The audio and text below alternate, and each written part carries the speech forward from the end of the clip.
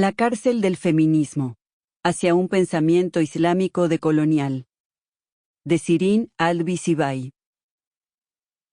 Como un grabado exótico, así fue fabricada la imagen del Islam por Occidente. Su apariencia remota, tanto geográfica como temporal, construida mediante el contraste con categorías conceptuales incompatibles, se debe a una violenta imposición epistemológica y religiosa que terminó por aplicar un abismo de inferioridad hacia el otro. Lo que en el Corán es nombrado como un orden de valores, se tradujo como una religión primitiva, y el papel de una estratega política como Sherezade fue reducido al de una contadora de historias. El problema es la diferencia, y también la labor pasiva de incorporar el pensamiento musulmán a una modernidad excluyente y ajena.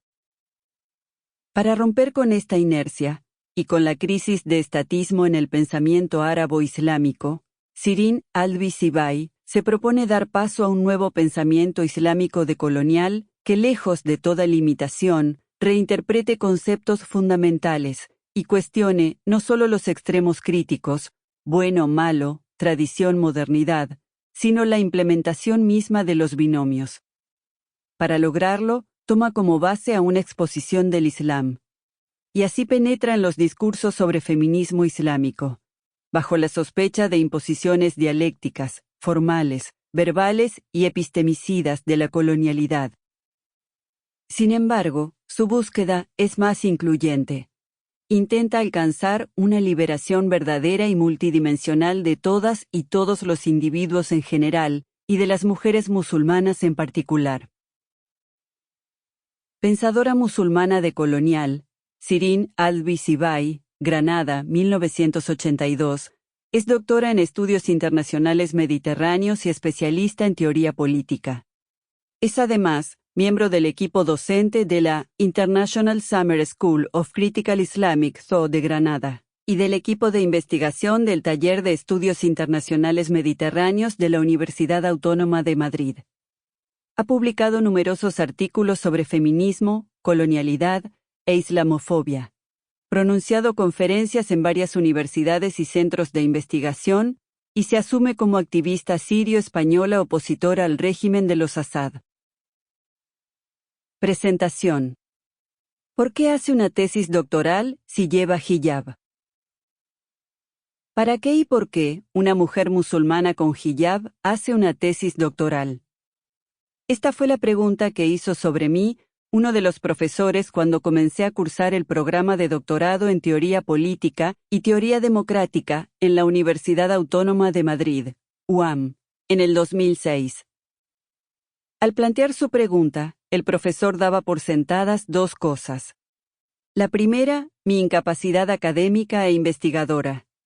Dicha conclusión no había sido alcanzada a través de mi conocimiento como profesional, puesto que apenas acababa de integrarme al departamento. Esta afirmación se desprendía de su profunda convicción de que mi simple localización en una cultura concreta me incapacitaba como tal. Dicha cultura era la descrita por el profesor como la de una mujer musulmana con hijab, comprendida en un título que incapacita per se a la persona que pueda catalogarse bajo el mismo para ejercer un trabajo científico. La segunda convicción del profesor, implícita en la primera, era su propia objetividad y capacidad para abordar y analizar la realidad como persona no localizada, que observa por encima de las culturas y de lo concreto. El profesor no se equivocaba, sin embargo, al pensar en mi subjetividad como sujeto localizado, puesto que es evidente que todas y todos hablamos desde un lugar concreto en el sistema mundo, y naturalmente, mi localización influirá en mi observación del objeto de estudio, en cómo hablo sobre él, y en qué aspectos del mismo hago mayor incidencia. Pero el grave error en el que estaba incurriendo el profesor era el de la invisibilización de su propio lugar como un sujeto inscrito en un contexto concreto, en este caso de hombre blanco, occidental, que habla desde el privilegio de la academia occidentalocéntrica, lo cual incidirá, determinará y limitará también, aunque de modo diferencial, como Sample complete. Ready to continue?